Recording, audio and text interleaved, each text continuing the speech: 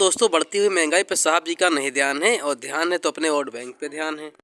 अरे बाप रे, ये तो धोती खोल रहा है। और दोस्तों साहब जी कोई नया जुमला बताएंगे और जनता के दिल में बस जाएंगे, क्योंकि दोस्तों फिर से फेंकना प्रचंड कर दिया है और जनता के जीवन में आनंद ही आनंद कर दिया है। अभी मजा आएगा ना भिड़।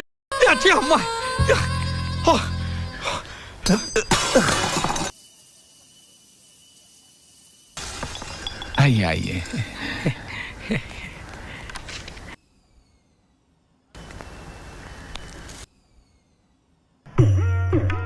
उठा ले। जान पहचान नहीं है, कैसे उठाऊंगा? कम से कम 40-50 किलो का वजन होगा। अरे धोती, ये तो सलवार कमीज पहना है, धोतर नहीं पहना है रे।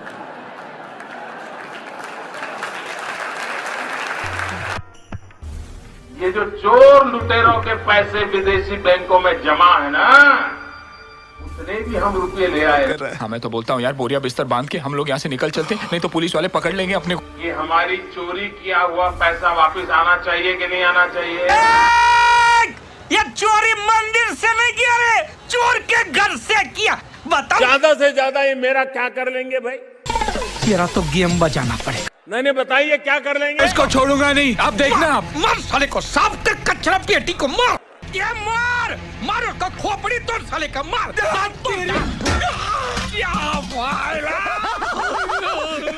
हंसो हंसो, खुशियां मनाओ। क्रांति की राह पर एक और कुत्ते की मौत मरने जा रहा है, कल कोई और मरेगा। बिल्कुल चुप। मेरा पैसा मुझे दे दो, अभी पे अभी। छुट्टे पैसे नहीं है। 20 लाख दे। 20 लाख? अबे 20 लाख दे। अरे कैसा मारेगा लात किसको रे बाबा? 20 लाख नहीं बोल रहा हूँ, 20 लाख दे। बूढ़ा आदमी है रे बाबा, लट्ठा नहीं रे, लात कैसा मारेगा? बहुत मारेंगे। 20 लाख दे। अरे मैं सर जाता हूँ। चुप रे, देता हूँ। या तू तैयार है रे? अभी चप्पल उतार के तेरे को 20 लाख। मुझे डर लगता है, मैं जाता हूँ। अध्यक्ष महोदय, महंगाई को लेकर पंतप्रधान जी से मैं आपके जरिए एक सवाल करना चाहता हूं। मैं जयपुर गया था, वहां पर बड़े बड़े होर्डिंग्स और पोस्टर्स लगे हुए थे जिसके ऊपर आदरणीय पंतप्रधान नरेंद्र मोदी साहब की तस्वीर थी, उसके बाजू गैस सिलेंडर था, उसके नीचे लिखा हुआ था मोदी की गारंटी 450 रुपये। हम सरकार में आ गए तो मध्य प्रदेश और राजस्थान के अंदर हम 450 रुपये के अंदर गैस सिलेंडर बेचेंगे। मैं आपके जरिए मंत्री साहब से पूछना चाहता हूं, आदरणीय कराड़ साहब से, आपके महाराष्ट्र के अंदर क्यों नहीं दे रहे हैं? हमें नहीं दे रहे हैं, कम से कम आप भारतीय जनता पार्टी के लोगों को 450 रुपये में दे दीजिएगा सिलेंडर। यानी कि आप कम करना चाहे तो कर सकते हैं, लेकिन हर चीज को आप चुनाव के नजरिए से हमें कैसा फायदा मिल सकता है ये देखने की कोशिश कर रहे हैं। अध्यक्ष महोदय, आज महंगाई के बारे में और बेरोजगारी के बारे में अगर हम बात करें तो हर जगह आपने कॉन्ट्रैक्ट सिस्टम शुरू करके रखा हुआ है। इसका फायदा सिर्फ ठेकेदारों को हो रहा है, बाकी किसी को नहीं हो रहा है। ईपीएस 95 के जो पेंशनर्स हैं, जिन्होंने 20 साल 30 साल काम किया है, आपने भी कई मर्तबा इस मुद्दे को उठाए हैं, वो पूरे के पूरे यहां पर कल से जंतर मंतर के ऊपर आंदोलन कर रहे हैं। उन्हें पेंशन कितनी दी जा रही है? फाइनेंस मिनिस्टर साहब सुनिए, 800 रुपये, 1000 रुपये, 1200 रुपये, 1500 रुपये, ये पेंशन अमाउंट उनको हर महीना दी जा रही है, और उसके जरिए उन्हें यह कहा जा रहा है इतने पैसों के अंदर अगर जी सके तो जियो, नहीं तो मरो, शोर मचाते क्यों हो। दूसरी बात यह है अध्यक्ष महोदय, आप गवर्नमेंट रिसीव्ड और कुछ आंकड़ों के साथ मैं बताना चाहता हूं।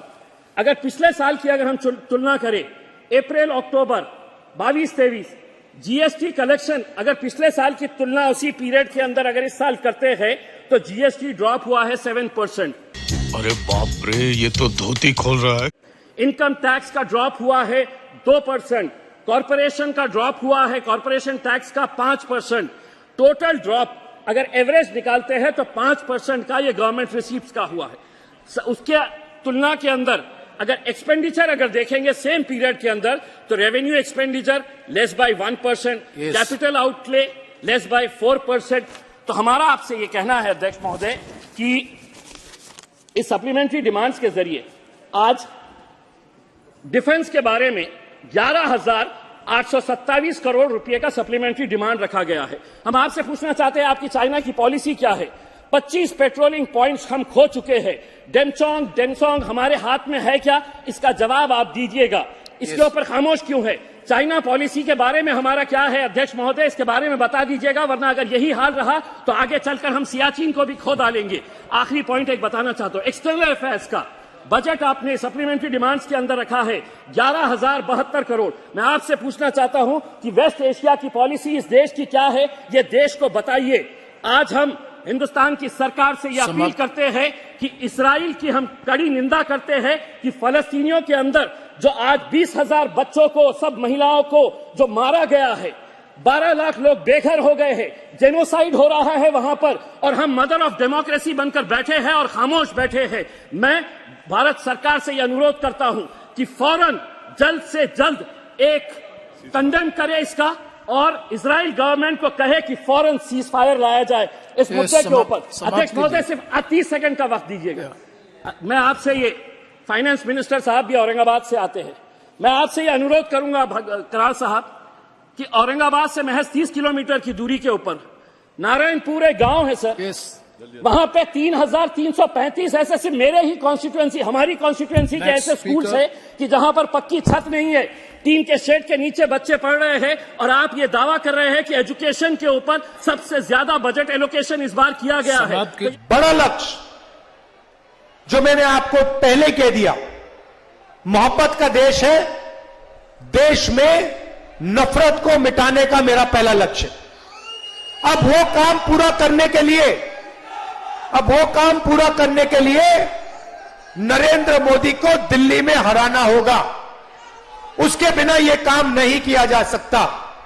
और अगर हमें नरेंद्र मोदी को दिल्ली में हराना है तो तेलंगाना में केसीआर को पहले हराना होगा। भाइयों और बहनों, ये एक ही टीम है, ये 2-3 टीम नहीं है। यहां पे बीआरएस, बीजेपी और एमआईएम एक तीनों मिलकर काम करते हैं, तीनों मिलकर काम करते हैं। मुझे बता दो, आपके चीफ मिनिस्टर पे कौन से केस हैं? सीबीआई है उनके पीछे, ईडी उनके पीछे, इनकम टैक्स डिपार्टमेंट उनके पीछे नहीं। सबसे भ्रष्ट सरकार चलाते हैं, मगर ना एमआईएम के पीछे, ना चीफ मिनिस्टर के पीछे कोई ईडी, कोई सीबीआई, कोई इनकम टैक्स डिपार्टमेंट नहीं। मुझे बताओ, चीफ मिनिस्टर का घर छीना इन्होंने, नरेंद्र मोदी ने, उनकी सदस्यता रद्द की, चीफ मिनिस्ट्री से हटाया? नहीं, बिल्कुल नहीं। लोकसभा में जाओ, 24 घंटा बीआरएस के लोग नरेंद्र मोदी की मदद करते हैं। जीएसटी में मदद की, नोटबंदी में मदद की, किसान बिल में मदद की, जमीन अधिग्रहण बिल में मदद की। ड्रामा चल रहा है।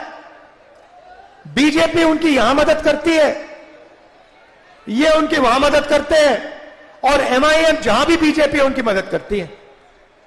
इसीलिए तेलंगाना में कांग्रेस पार्टी को जिताना है, भारी बहुमत से जिताना है, और उसके बाद तेलंगाना के बाद दिल्ली में चुनाव है, दिल्ली में नरेंद्र मोदी को हराना है। ये 2 लक्ष्य हैं। बता दें कि राहुल गांधी तेलंगाना चुनाव प्रचार के दौरान लगातार बीजेपी, कांग्रेस और एआईएमआईएम पर जमकर आरोप लगा रहे हैं। हाल ही में राहुल गांधी ने बीआरएस और एआईएमआईएम पर आरोप लगाते हुए बीजेपी के 2 यार बताया था। इसके अलावा वह दोनों को बीजेपी की बी टीम बताकर भी निशाना साधते रहते हैं। इस खबर में इतना ही। अन्य अपडेट्स के लिए बने रहिए वन इंडिया हिंदी के साथ।